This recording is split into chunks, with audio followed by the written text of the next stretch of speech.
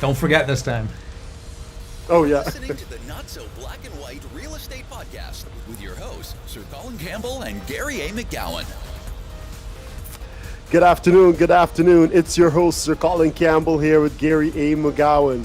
And you're tuned into the Not So Black and White Real Estate Podcast.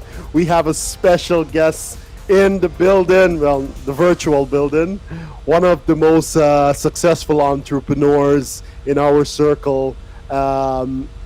Gary's gonna give you a full bio on him, but I can't wait to introduce Sandy MacKay to the podcast. Welcome, brother.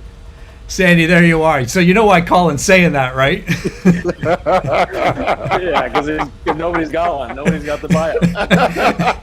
I'm always good at my show prep, but I always print it off, and this is the one time I don't. With the guy that we almost know best, I'm like, don't worry, Sandy. I'll just wing it. This is terrible now. So, Sandy, welcome to the show. How you doing? Hey, I'm happy to be here. Very happy good. To be here. I'm pumped up, guys. This is exciting. I know we both have had the pleasure of being on. You're one of, like, how many podcasts are you running with now? 2, 3, what? How many different ones? 4? I'm doing two consistently. Well, one I've been doing consistently for 7 years now, over 7 years. The Break the Real Estate Investing podcast. Yeah, 7 years. So I do have some experience in this stuff. So hopefully we can put together a fun, good show here. We'll talk about that for sure, because in my opinion, I think it is the leading Canadian real estate podcast. So there, I said it. Good. So who is Sandy MacKay? So I'm going to tell you what I think who Sandy MacKay is, and then we're going to ask if that's even remotely accurate. How's that sound? So nice, Sandy, I've known you for maybe 10 years now. Pretty close. To be up there. Is it? Yeah. Gotta be at least 8, 9. Yeah, at least. Yeah, and you and I met. We all have. The real estate investing circles are small, right? When you kind of get into the thick of things, and you surround yourself with like-minded people that are doing some pretty amazing things, and that's how Sandy and I met in the Durham area. And I remember I knew you before. I'm gonna say it like this: I knew you before you were anything, man. But you were always something. So in the last 8 years, Sandy has become one of the he has a tremendously sized real estate portfolio. Is the leader of one of the top performing real estate teams in the Hamilton area, and now most recently has launched his own real estate brokerage with a couple of key partners that we shall remain nameless for a moment. No, it's all good. Sandy, so you have had a tremendous success over the last 8, 9, probably even longer than that years. Fill in the gaps. Who is Sandy MacKay? Well, yeah, you nailed it with the great partners. That's part of my theme, I think, in my journey is having great partners, both on buying real estate, investing with real estate. We started purchasing a lot of properties with joint venture partners, and that's been our model for 6, 7, 8 years now, 7 years or so. And that's a theme throughout all these businesses I've started too, has been almost all of them are some sort of a partnership. And that's not the only way to do it, but I've been fairly effective in doing that. I think that's not for everybody, but we've built up a great real estate team. We have a property management company, which my wife Kate runs day to day. I've got a construction company too that handles a lot of our renovation projects, and then our investment company, of course, that we've really, that's the real big wealth builder ultimately, is buying the real estates, but we've got all this kind of grouping of companies around it to help support that, really is what it comes down to. And the real estate team's been really fun. It led to us growing now the brokerage, Keller Williams Legacies, and I'm having a lot of fun with that personally, with the team and the brokerage, where I spend a lot of my time, and helping realtors, helping other people create awesome journeys, awesome wealth building stories in this awesome industry of ours. Yeah, very cool. Very cool. Sorry, go ahead, Colin. I said that is just amazing, because Sandy basically alluded to the fact that the way he's found success in so many of his businesses is finding the right partners. What is it you were looking for in a partner when you were creating that business relationship? Oh, Colin, just going right to the heat of things. All right, here we go. Dude, this guy, it's somebody that I admire. I trust implicitly. There's someone in my circle, and I would like to share this with everyone. Well, I guess started that with a funny story. So I was in, we were in Dallas last year or 2 years ago for a family reunion in Keller Williams, and I had,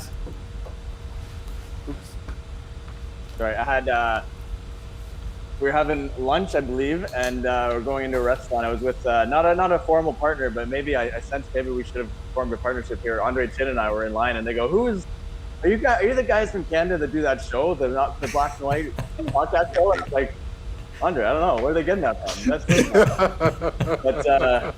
but I was in that moment, I was like, yeah, maybe we should form a partnership and do a show or something like you guys. So you guys have obviously found a good partnership there too. I don't know how we're getting credit for it, but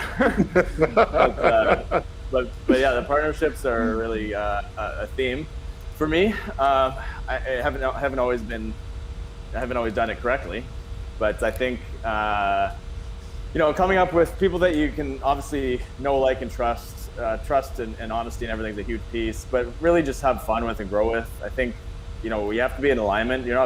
And you might not be in alignment indefinitely forever, right? So a lot of the conversation up front, I've learned for sure, is how do you exit this if and when that time comes? Because it's probably going to come. Might be a year or it might be 20 years, but it's probably gonna happen, because people's lives, as much as you might think you're in total alignment today, things happen, things change, right? People have families and things like that beyond the business side, and so you want to just be in. For me, it's being in business with people that we can laugh and have fun with and enjoy the ride. Because building a business, if you don't like the ride and the journey, then there's really no point in doing it, because that's all it is the journey, ups and downs, and you're never going to get through the struggles if you can't at least see that side of it. So coming up with people that are in alignment with that, and also just good people, people that appreciate a good culture and environment. I think that's probably one of the biggest things I've learned, is people that want to be in a sharing, fun environment, which is why I love Keller Williams too. It is that on steroids, right? So anyone who's really into the KW side of things and enjoys that culture is probably someone that I'd be at least intrigued with exploring some sort of partnership with. Nice. I like it. And we've got friends chiming in here. So funny enough, we were just talking about you, Kelly, in the pre-show. And then there's a big congrats out to you, that virtual high five. So awesome stuff. Yeah, I told her I was going to talk. I was going to mention it to you guys. That's funny. So if you don't know what we're talking about, if you're listening to the podcast, our friend Kelly, there's some amazing news with Kelly Manateo, so dig into that. And if you're looking for help or growth in your business, Kelly is fantastic at doing that. So what I want to talk about, Sandy, is as I kind of said in the amazing bio that I had printed off at the beginning of the show, it seems like opportunity keeps getting in your way because you're looking for it. That might be a strange way to say it, but opportunity keeps showing up. But opportunity doesn't just show up, right? And how do you see opportunity? How do you put your thumbprint on it and say, yeah, that's an opportunity I want to look at and I want to take? And what does that look like? I'm learning that still, to be honest, because I've probably jumped on sometimes too many opportunities and not really thought about the impact that it would have on everything else I have going on. Because you do have to be careful with your time and where you dedicate it. Obviously, you only have so much of it, and if you're going and spending time on one thing, it's taken away from something else in life. Maybe it's not another business, maybe it's your family and that sort of thing, right? So you got to be careful with it. I've learned to be better at picking the right spots over the years, for sure. I think to me it's got to be now at this point, and really ultimately it should have been this way from the beginning, but I've learned that it's got to be something super, super exciting. Like, it's got to be like absolute, this is so exciting to me, I want to do it, like I'm doing it. And it can't be it sounds good, but I'm not really sure. If it's any sort of questioning of it in my mind, it's just not going to be worth it at this point. And it's gotta, because you gotta get out of bed every day and be excited about it, and it's gotta last through the rough parts where any opportunity you're going to take on in life is going to have some spots that are tricky, some where you get beat up and you don't feel like going any further. You got to overcome that, right? And so you got to have maybe some grit in that to do that, but it's got to be an exciting finish line or a journey that you're on, or else you're just not going to get past those tough spots. So that's one thing for sure. It's got to be really exciting, and it's got to be something that moves you towards more your bigger picture, like journey in life, what you want to do in life. It's got to be something that pushes you down that path. If it's not in alignment with that, which just comes back to kind of finding out why you're doing what you're doing, right? What's really important for you in life. And if it doesn't meet that, it's not in alignment with that, there's certainly no point in spending any time on it. Yeah, so my follow-up question to that, and you touched on this many times, but I'd love to know, like, is there some specific ways that you help yourself and your team, your wife and so forth, identify the right opportunity? Like, how do you do that? How do you identify, this is the one? Because as you said, you maybe jumped on too many at sometimes. So how do you identify that? There's probably no science to it. I think sometimes it comes. It's a little bit of art and science, right? It's a bit of a mix. I think there's both sides of that. Sometimes it is just a bit of a feeling to an extent that you get with something that you're working on or something that you're looking at working on. Sometimes it's the people involved, and it's really an exciting journey to go down with some fun people. And if you're gonna, doing fun stuff and big things is always, to me, I always have a lot more fun doing that with great people around me. And so if there's great people involved, it makes it a lot more attractive for sure. And so you always want to look at the people being involved or the people that might be involved as you grow it. That's got to be an exciting part of it too. And I think that's one of the biggest things, to be honest. The people are involved in it, the environment they're working in, it's got to be there and exciting because that's where you show up to every day. Interesting. Now, Sandy, you've been in real estate, 6 years now? 6, 7 years?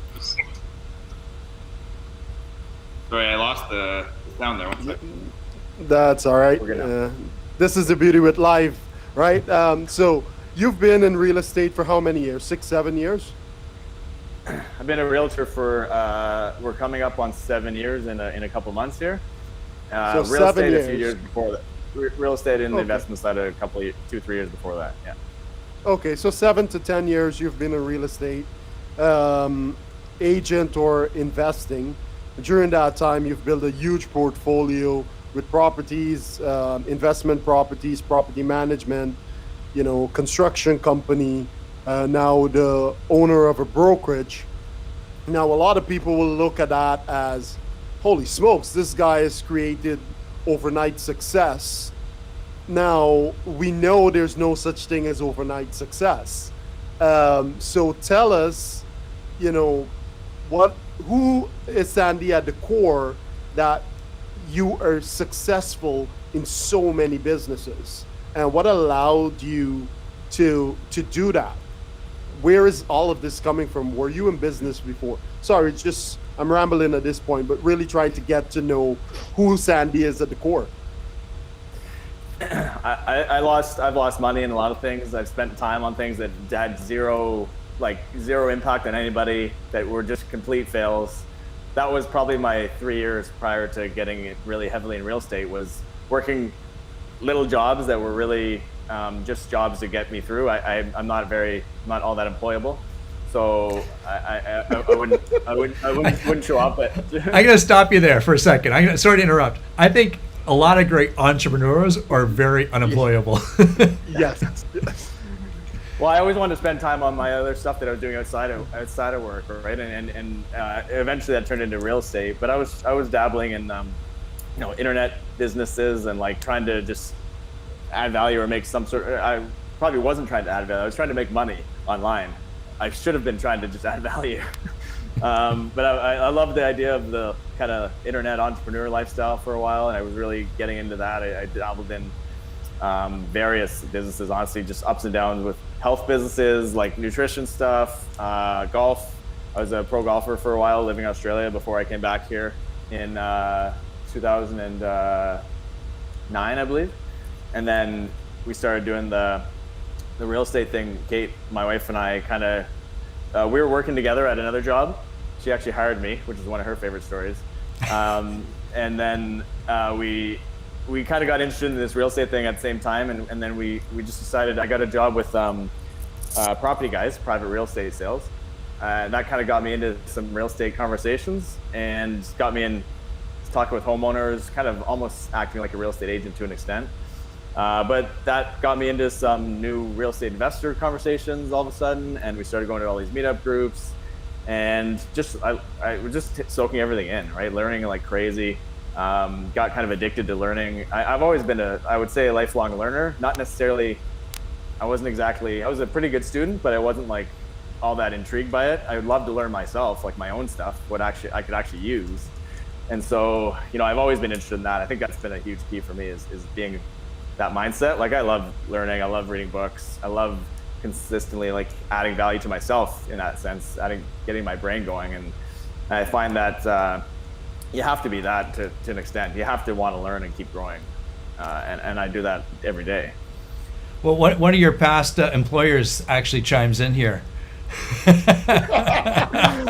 if you're listening, Mark Loeffler's asking, well, why did I hire Sandy then? After all those comments. I always leave it to Loeffler. I was a reasonable, and I wasn't really an employee, I guess, but I was a reasonable worker for him, I think, at the time. Yeah, reasonable, yeah. Reasonable. And I think that was, correct me or help me out with my timing on everything. When you got your real estate license, you were still living in the Durham area, is that right? So Kate, my wife, we moved in together. I was in Vaughan. Vaughan, Brokerage. okay.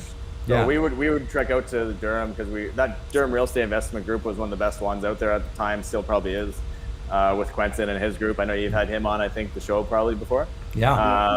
And yeah, we were living in Woodbridge. So got connected with Mark, and yeah, great opportunity. We were looking at Hamilton as an investment market, something that we're interested in. Perfect timing probably to come out this way and be involved in this market because it was on fire, still is. And that's where we own the majority of our portfolio, is in the Hamilton area too. Right.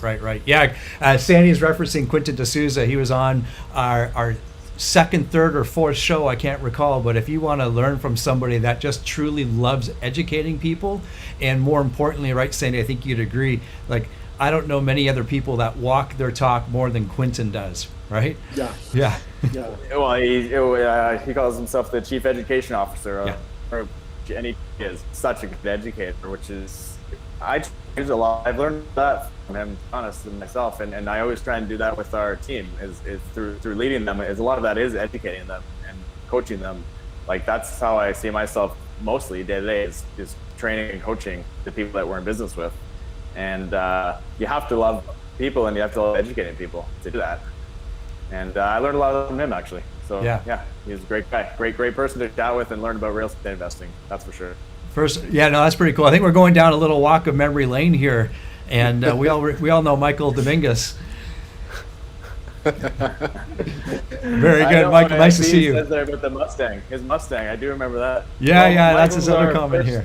He was the first our real estate agent that we worked with. We bought our first real estate investment property through him. Would have been like 7 years ago, something like that. Yeah, 8 years ago. Fantastic.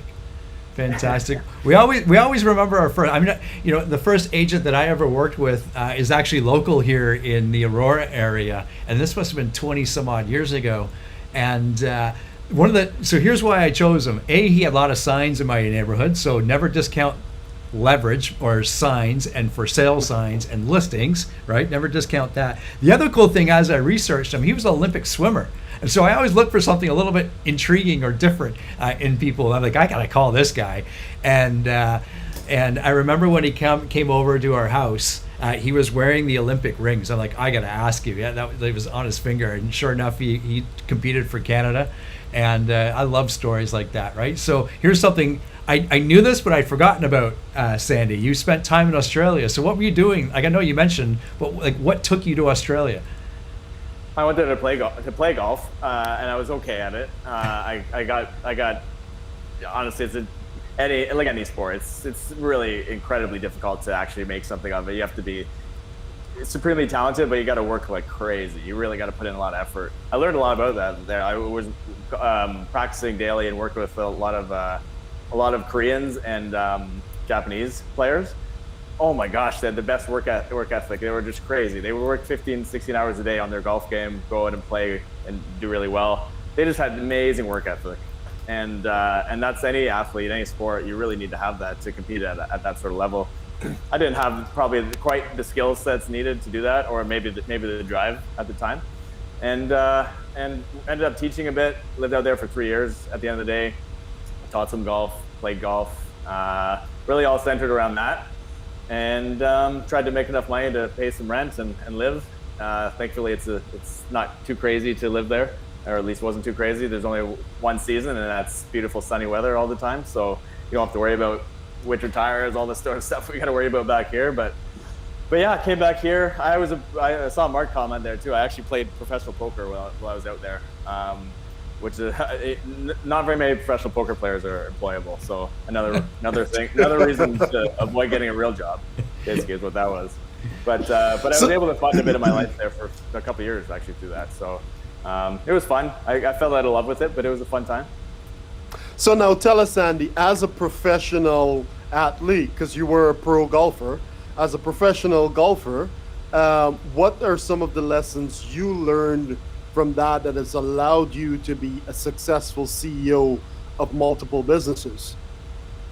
It's funny you ask that, because I've been getting back into golf a little bit this last couple of years with having nothing else to do outside of work.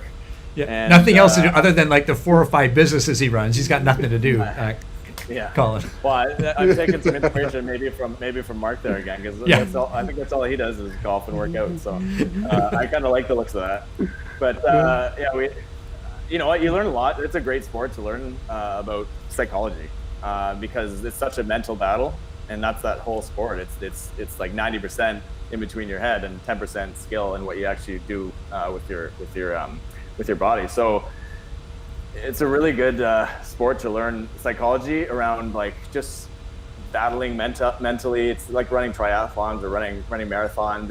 It's really about the mental side, right? It's not necessarily the physical side. So I spent a lot of time researching that, reading books around that as I was playing, and absolutely helped me in business in so many ways afterwards.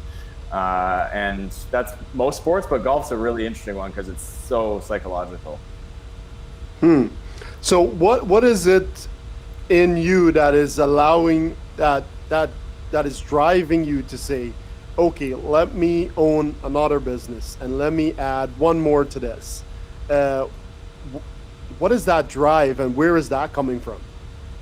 Have you met Kate, my wife? I don't know where to take this, Colin. That is awesome. It's the best answer. It's the best answer. Well, it is a big part of it, because that's kind of, if I look at my life, when she came into it, definitely did make me a little more motivated to do all these things. She's immigrant, Russian, moved over here at 13. She's got that immigrant mentality sort of behind her, and she's really excited about making something of her life here, as I am too with her. But that's definitely helped me. Having the people you surround yourself with are massively impactful on you, right? And so having people like her and other people that are kind of similar to that is complementary to me, because that's not necessarily my natural abilities. But yeah, I think surrounding yourself with the right people definitely helps, and I've got some awesome people around me day to day that help me with that and getting motivated and inspired to do things. I think having multiple streams of income is incredibly important, not only for me, for whatever my future generation of my family looks like. Everyone needs multiple streams of income. Like we've learned that more so than ever in the last year, that there's not one income stream that any of us have right now that is totally guaranteed to be there ongoing forever. Not even we all own some properties. Even that, you never know.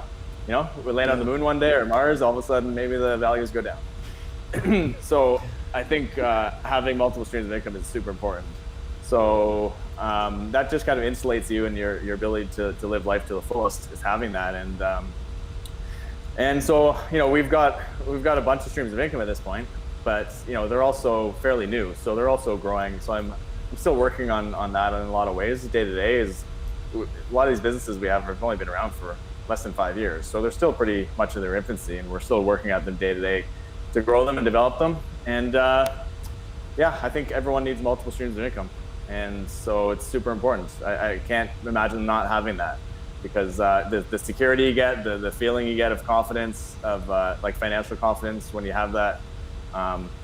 One could take a dive 1 month or have a rough month, and yet you're still good. You're still able to make good decisions in life, because it's really tough. I've been there many times where you have decisions in life, financially or business or family, and if you're stressed about financials, you're not really making the best decisions typically. It's a very stressful point of view to come from. So really important to get your financial side of your life in check, so that you can live a great life. Yeah, and one of the Colin. One of the life lessons, Colin, you'll appreciate this because you know my dad.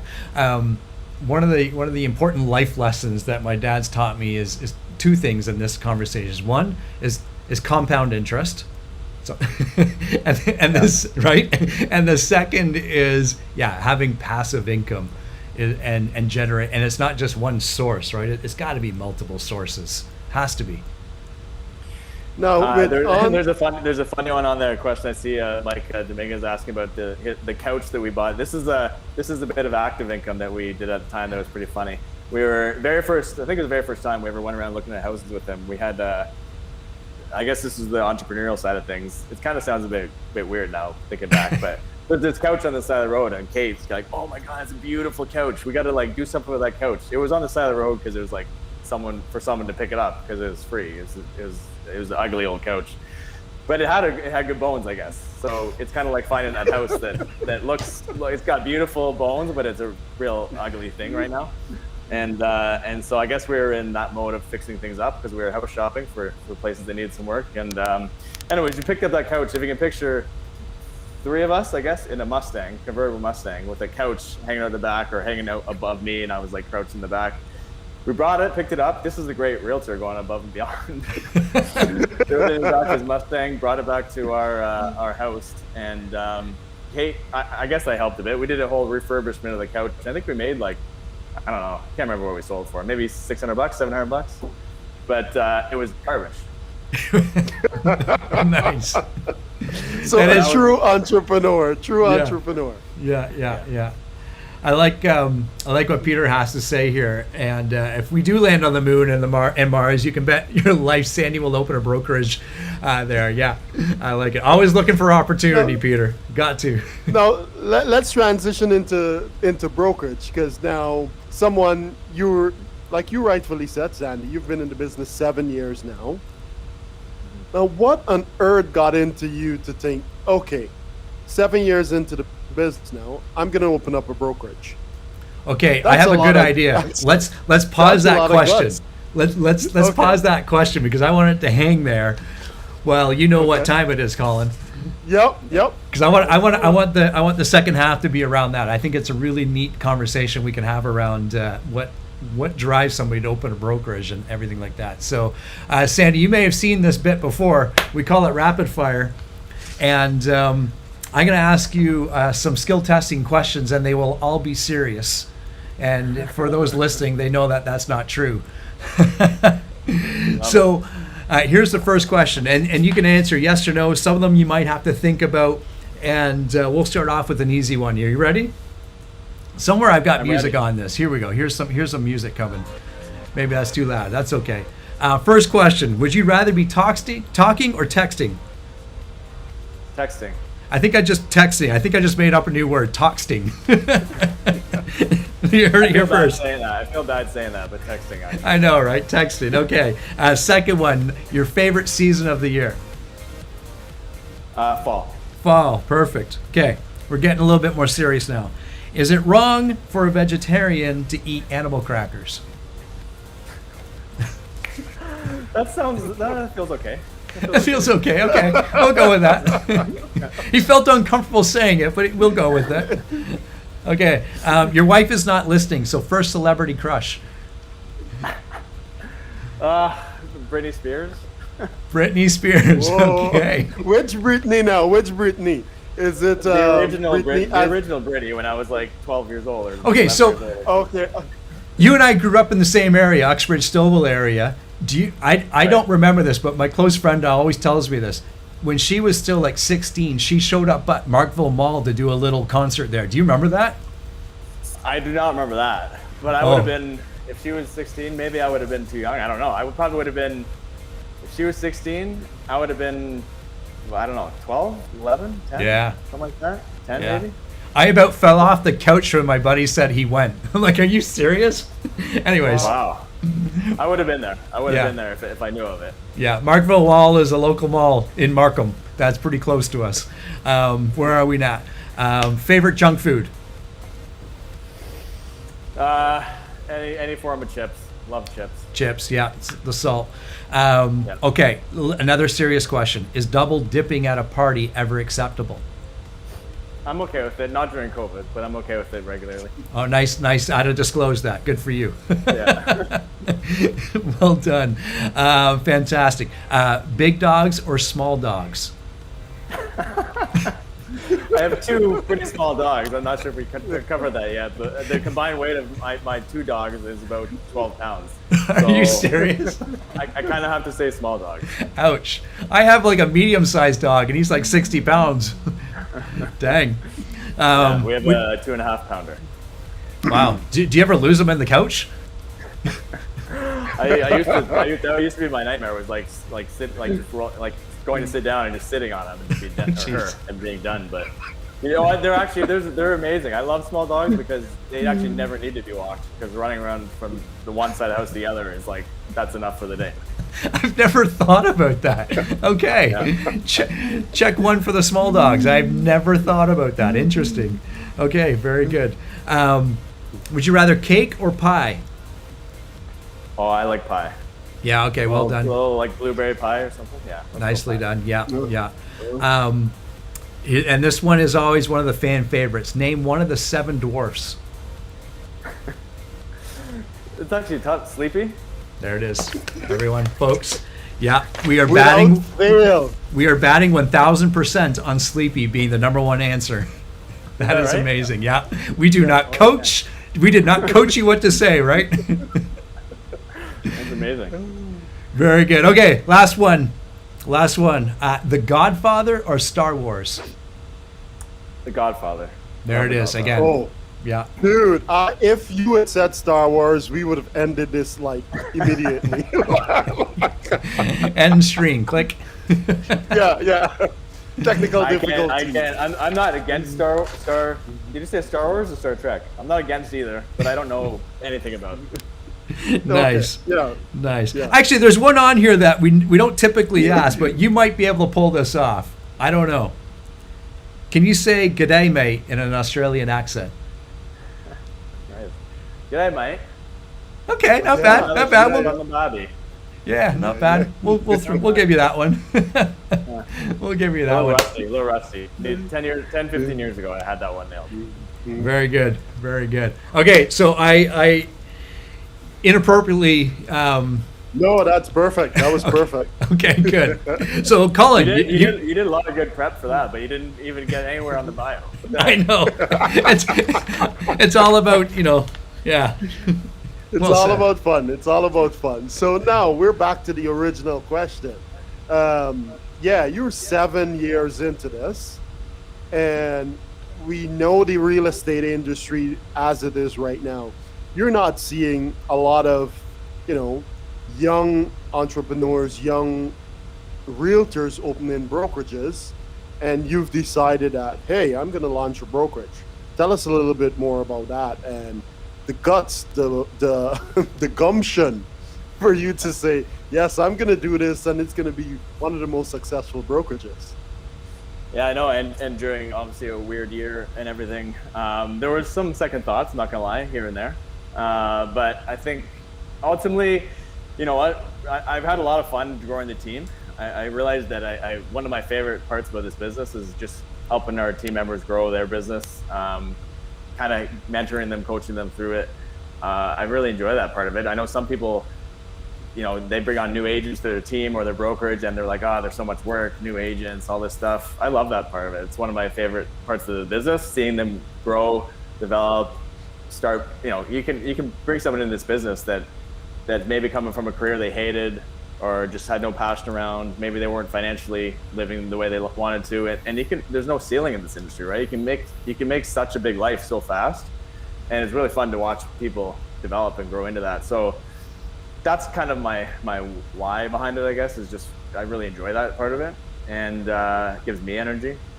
And to do that I don't think I would have been. There's no way we would have been as successful doing it with any other brand. But Keller Williams had the spot was there in the geography. There was an opening there around the Vaughan region. I kind of knew it there. We had lived there for a little while. I saw the opportunity there, and it's really exciting. I'm passionate about Keller Williams. If you look at my timeline, when I joined KW to where I am now, like that's where a lot of the great stuff has happened for me. And because KW is like an entrepreneurial playground, in my opinion, it's you come into this company and you can just create so many multiple income streams, like we talked about. For myself, owning and launching that brokerage was just another form of that, and it's very much like running the team that we've already done. My wife Kate, being a team leader back be like 4 or 5 years ago now, since she's been in that role, but her having that experience definitely helped too. She kind of knew, and I through her kind of got to know a lot about the brokerage side of things, not just the realtor side. So I felt like I had a lot of the knowledge there to do it. I felt like with the people we brought on and partners we have in there, we were definitely going to make it happen. It wasn't going to be let's dabble and see if this works. It was like, no, we're just going to make it happen. There was no doubt in my mind around that, and I knew it was going to be fun. So, okay, I got to gather my thoughts. I have a lot of questions. I want to let's narrow it down, Gare. Here's what I want to know, Sandy, is launched Keller Williams into a brand new area, and what do you see Keller Williams offering agents in that area, or it doesn't matter if it's that area or not? What do you see KW offering that perhaps other brokerages or brands don't have, that KW can step up to the plate and just knock it out of the park with? Definitely environment, training, and technology. Those are the three pillars, in my opinion. Environment being the culture of collaboration and sharing. I think that's always, that's the number one thing that people find when they come here, whether they maybe know it coming in or they learn it a lot more as they come into the environment. That's always been the biggest one for me. And I don't see that at a lot of other companies. I don't think there's some other great ones and variations of it. KW just got it on steroids, and it's not just locally, but it's everywhere throughout the world where we operate, right? So I think tapping into that, for me, that's been a huge piece, being able to share and collaborate with people all around North America and beyond. That's something that we can bring to that area that they don't see at the same level. Combined with the technology and all the different things happening there right now, we can see the industry going that way, and the technology and all the different things happening there. There's so much to talk about around that. But KW's got a platform for that no other brand has, not to the same extent. Proprietary in-house artificial intelligence, all these different components of it. I just think there's so much there, and it's going to not only be there today, but I think even the next couple of years, and as we go forward, it's just going to blow up even more and be even more of an important piece of our value add and of value add to the realtors and their businesses ultimately. Because for us to gain any success, we need to have those amazing stories of realtors coming and joining us and having their business explode because of it. And that's what we're focused on with those three main value pieces I mentioned, is pouring those into the realtors business so they can create amazing businesses.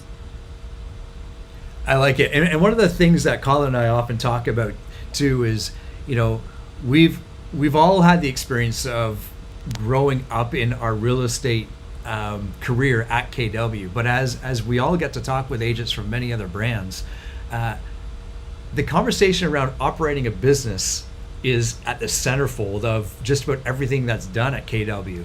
So talk to us a little bit about what that looks like as you launch this new brokerage and how you're supporting your agents to think like business owners.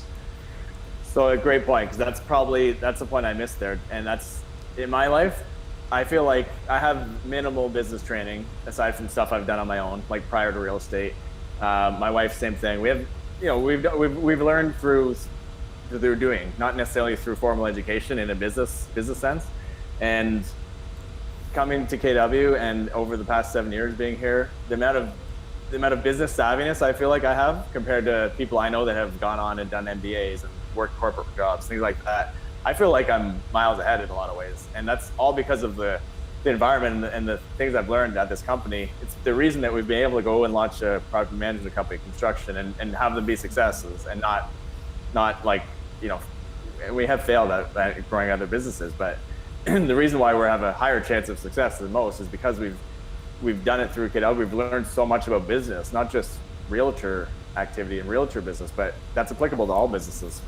So in my mind, if we want to help people build multiple income streams, want to have more than just a realtor business, but all sorts of different opportunities in this industry or even outside of this industry, KW can really help you hone those skills, help you learn how to run businesses, learn about profit and loss statements, learn the accounting side, which is not a fun side for me, but it's important. Learning all those pieces that you need to know to run a real business and be like a CEO of a business, CEO of your life, even if it's your family financial life, right? That's a business. We look at our family, that's a business, right? It's a different form of business, but you're running the financials on your household and things like that are important. Knowing how to do that at a higher level is only going to create a better life for yourself and for the realtors that we do business with. I like it. You took the words out of Colin's mouth, I think. Left him speechless. Yeah, no, that, and you've now launched this. We launched that brokerage in February. You launched that brokerage, right? End of January, yeah. So we've been, what have we been, almost 3 months? 3 months. And now 3 months into this, where are you looking to take this brokerage in the next year, Sandy, in the next 3 years? Great question. There's a few things on that, but we're really looking to help a lot of great agents in the area. I think we can do a better job at getting in business with some other great people. So definitely growing it. We have massive opportunity in the GTA because there's so many realtors. There's so many realtors that I don't think are getting the best opportunities where they're at. And so providing that through just getting in contact with them, helping them see what maybe they're not seeing yet in their business and helping them grow it. I think we can do that. And I think we do that at, like, right now we have 55 agents in our office.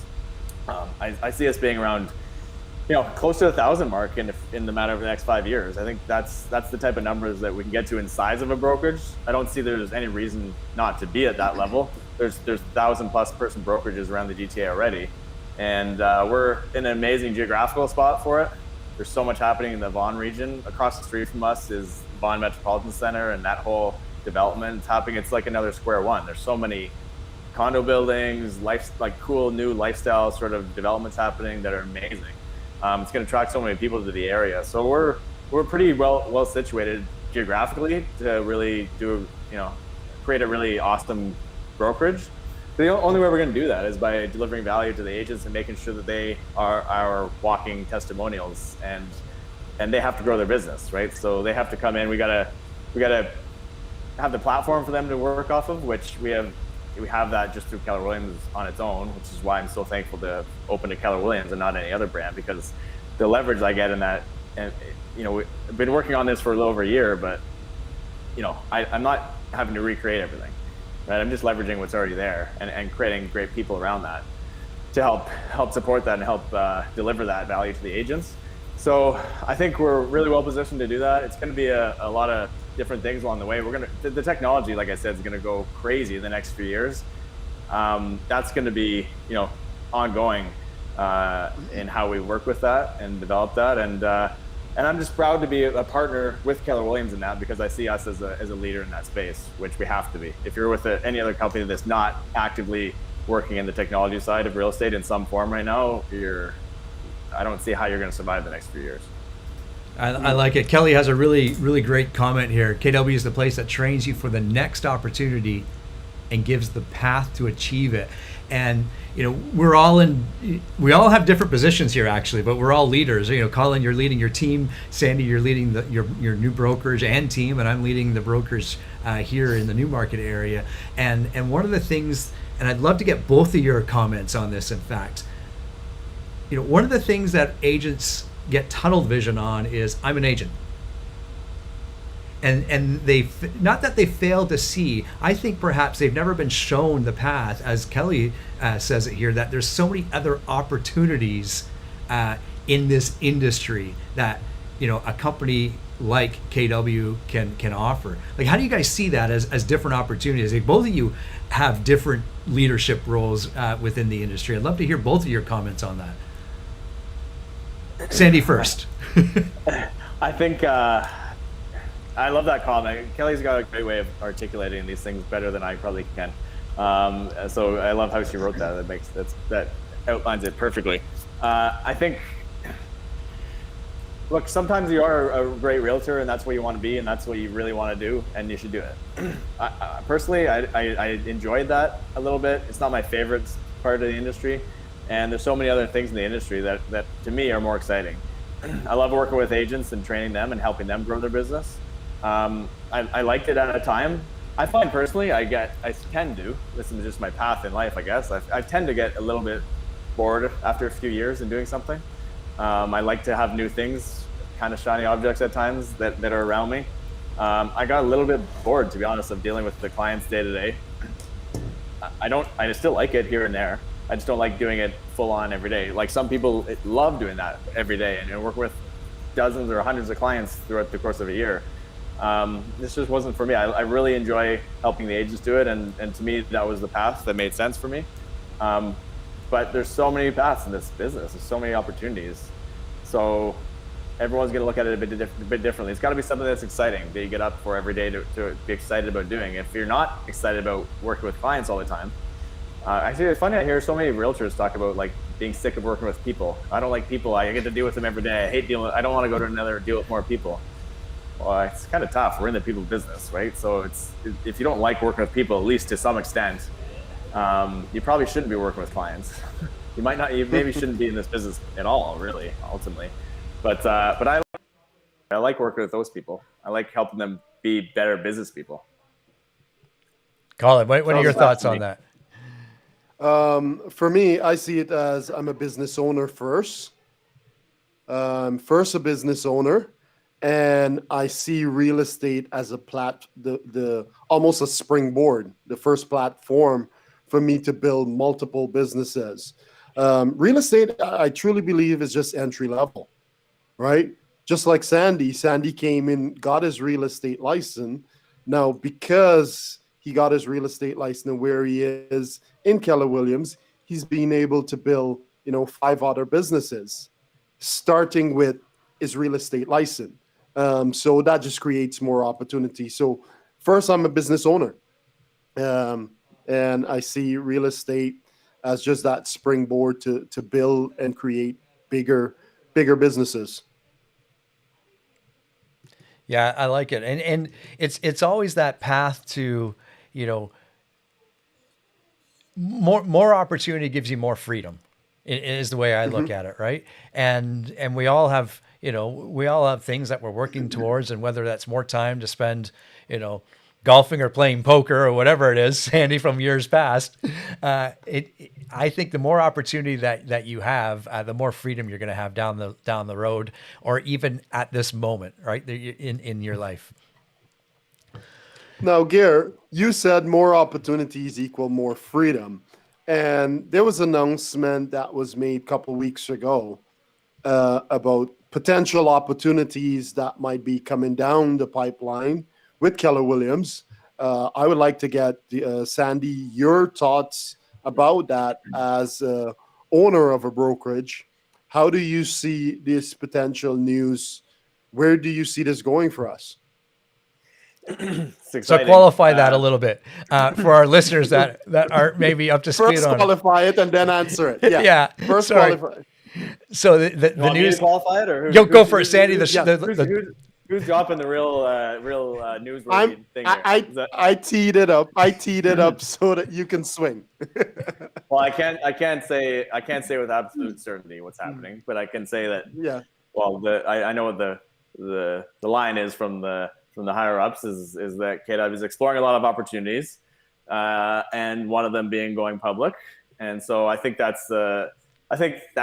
potentially is an awesome play, because you just look at the landscape of the technology and everything right now, and the different movements and shakers happening there. Like there's a lot of different mergers and acquisitions happening right now in the technology, the prop tech space. KW being a company that's always like been at the forefront of the realtor side of this business for many years now. To look ahead to the next few years, this is why I love Gary Keller and a lot of the people he brings in around himself. They're always looking at the next 5-10 years out, and they're not going to be the ones that are caught like a Blockbuster, like a Blockbuster's an easy example where they just weren't forward thinking enough and seeing where the industry was going. Before they knew it, they were dead instantly, almost, right? Seemingly overnight, because they didn't see what a Netflix saw, what a Hulu or these other companies saw. Where KW is I think Gary runs it really well in that sense. He's always looking at what's happening in the next 5 years, 10 years, being ahead of the game. Like he's 5 years ago started building out the technology platform that we have now. And if we hadn't started that 5 years ago, we just starting it now, you're way behind. You're light years behind. So the technology and the prop tech space and all that happening, I think in order to really compete, you do need to have the ability to attract a lot of funding as needed to be able to go take over some of these other companies or merge or do some versions of that. I think they're setting themselves up to be able to play in that world a little better than they can right now. So it's super exciting to me because I know the one thing and is the culture environment's not going to change because it just won't, because they would never do anything that's going to affect that. And that's you got to believe that that's the case. Maybe some people might not, but I have never seen anything to tell us otherwise. So I believe that that's going to be the case. And I think, partnering, and that's, we started this whole talk around partnerships. Like that is one of my biggest partnerships right now is Keller Williams. And when you look at the things they're doing and the value they're adding to us as people, as real estate owners, business owners, you got to feel pretty good about that part. This kind of business chess world, it's amazing. They're really well thought out moves that are forward thinking. No, it's so true. And Gary Keller, when he was talking to the leadership about that, he used a John Maxwell quote, and I posted it on one of our Facebook groups, and I love it because it couldn't be a more truer statement. And we all love John Maxwell quotes, and it says, "Change is inevitable, growth is optional."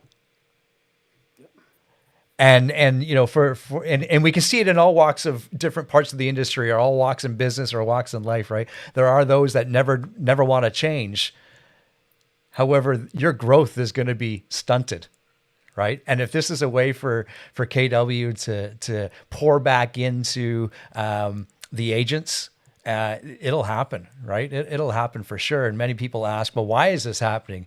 Well, it's to provide us with, we've always had immense amount of resources to pour back into agents, and, in how we support our agents. This would take it to a whole new stratosphere, if you will, in my opinion. The other one, is it a Maxwell quote? I think Gary said it too, is you're growing so slowly that you're dying. Is that the line? Yeah. Yep. You're growing so slowly that you're actually dying. That's kind of in line with that too. A lot of these companies, you don't even sense because if you're not growing, if you're just, you see the change happening, but you're not growing and evolving with it, you're dead. You're dying. Yeah. It's a slow death sometimes, and then it's instant. And that's where companies are going to end up. I think there will be companies and examples of that in our industry over the next 5 years that it's obvious you see that, and they're the ones that aren't going to be adapting and growing. Well, you said it here too earlier. There's a lot of acquisitions and partnerships that are forming, and that's because when you do get to create some amazing, align with amazing other people and partnerships, you can do much more in the power of numbers than you can by yourself. Right. And for those of us and the likes of Colin and others that really watch the stock market, and when public offerings come out, IPOs come out, I can't think of at this moment, maybe someone can correct me, of another company going public that has 0 to no debt. And a track record of 30 some odd 40 years.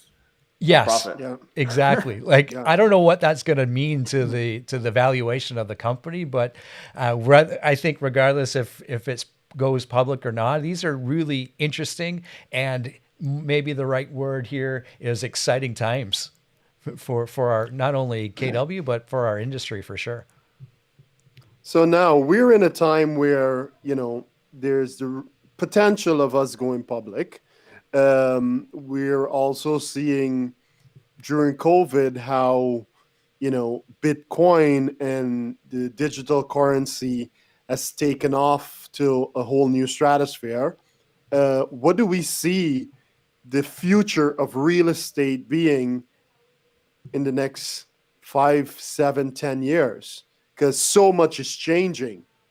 And I don't know if we have enough time to answer all of that, but we can we can at least start it.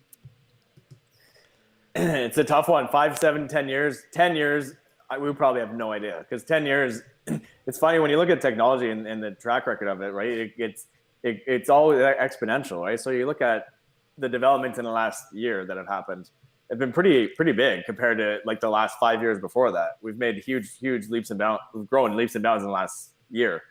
That's going to happen like 10 or 100x in the next year again, right? It's going to keep growing even faster, and the speed at which you're going to have to adapt is going to just also pick up so much, right? So I think it's going to be a crazy, interesting ride over the next bunch of years here, because there's going to be a lot of big changes, and I think with that is going to be a lot more, the virtual world, virtual reality. Being able to see and show houses from your living room, that's going to be a reality at some point. Where people are putting on the glasses. It already is a reality, but it's going to be, really happening at a higher level. Where you're able to go look at a house in Vancouver, BC, from us here in the GTA, and you can literally feel like you're in the home, walking around it, touring. Maybe the agent's there with you, maybe not. I don't know, but that's gonna be something I see coming somewhat soon. Probably really soon. Probably in the next couple of years, that's gonna really start to be a lot more common. And so from agents, we're gonna have to find a lot of different ways to add value, right? Because there's no secret, the agents value, and same with brokerages and teams. We're all losing value to an extent because technology is taking over certain elements of this. I still think we have a big place in this. That it's a people business, like I've said before in this chat here. So finding ways to add value in different ways is going to be the unique ways to add value, and also like actually with this, you're going to have to be able to kind of develop some new technology and use it in your businesses. Otherwise, the speed at which it's going to get utilized is going to go up really fast, in my opinion. It's not going to be an option to do virtual. Like, you have to have these virtual tours. You're going to have to be able to offer some sort of 3D reality walkthroughs of properties, stuff like that. It's going to be fun. Yeah, it is. And what's Gary Keller's quote? He says, this is still a people business. However, it's going to be digitally enhanced in a sense, right? We're using the technologies somewhat that you just talked about. And at the end of the day, for my opinion is, people still crave human interaction as much as they like the ease of jumping onto Netflix and watching whatever they want to watch. At the end of the day, we're doing this interview, but normally we would get into the podcast room and all three of us would be together. And we could all smell how smelly we are and everything else, but yet our brains are programmed, like that's part of human interaction, right? And I think that part of it, and for the agents that see and know how to leverage that, those are the ones I believe are going to have to, be able to just catapult their business and really dive deep into those relationships. I'm going to say one more thing on that. I think it's going to get a lot younger, a lot more youthful, this business, and it's partially due to the technology, but more so I think it's going to be because the younger demographics are just more able to change quickly in these things, and they're going to see the opportunity that this business has in it is such an amazing way to build wealth pretty fast, because there's no ceiling. And I think there's going to be a lot more people that maybe bypass the traditional school route and maybe come out of high school and they're 18, 19 that are really technologically savvy, and they're going to be using this stuff and really taking market share pretty fast. And those are the people we need to learn from as they come into the industry and take some of their strategies that they're going to be using, because they're going to be able to go build a database of 100,000 people in the matter of a year or less. Whereas for us, it's taken people 25 years to build up databases like that at that size, right? So it's going to really be interesting to watch. Those are the people I want to learn from and watch a lot of, is how those new people coming into the business are changing things, because it's easy for them because it's not changing, right? It's harder for us that have been doing something a certain way to make a change. They're just going to come in and do it, and they're going to blow us away if we're not adapting to it. Yeah, absolutely. We're going on here, but I got one more thought, and it's relevant to it. I think it was Gary Vaynerchuk that says this. He'd rather partner with a passionate, he used the word millennial in this conversation, but a passionate young person over, some 50-year-old any day. Because they're so passionate that they're just, they're going to go out and do that task or their job, or see their vision through much more diligently and have energy and have excitement around it than most older people will. So I think you're onto something there for sure. Good stuff. There'll be a space for us. Don't worry. I'm the senior of the three here, so I throw myself under that bus. It's all good. It's all good. So Sandy, how do people get a hold of you? They can find me on social media pretty easily. Feel free to direct message me, PM me through that, or 416-567-3866 if they want to text or call me. Perfect. And go ahead and plug your one of 19,000 podcasts. Plug your favorite couple. The show that they should watch and listen to the most, because we can really help them in their wealth building strategies, is the Breakthrough Real Estate Investing podcast, which you can find on basically any platform. You can also find the Team Building Podcast for Canadians, which I've only been doing for about 7 months maybe now, but really had a great time doing that and sharing sort of similar stories that you guys do around team building and real estate, specifically Canadian based. So I've been having fun doing that one as well. Certainly the investment side of it, Breakthrough Real Estate Investing, you can go listen to about 150 plus hours of content that we've got there, and learn a lot more about my whole journey, because it's 7 years worth. So it's pretty good. Beautiful. And as I said at the top of the show, that is the leading Canadian real estate podcast. So do yourself a favor and go subscribe to that one for sure. And also reach out to Sandy. Absolutely. So that wraps up another episode of the Not So Black and White Real Estate Podcast. So for Sandy MacKay, thank you for your time and your expertise here, my friend. And we had a lot of fun here. So thank you. Hey, next time, by the way, if Andre and I are together and we get recognized, now that I've been on the show, I'm just going to take the credit. I'm going to say, yeah, that wasn't me on that show. Yeah, I was on that show. Awesome. I love it. Thanks for having me. I love it. It was a fun time. Beautiful. Yeah. And for Sir Colin Campbell, I'm Gary McGowan, and that is another episode of the Not So Black and White Real Estate Podcast. Bye for now.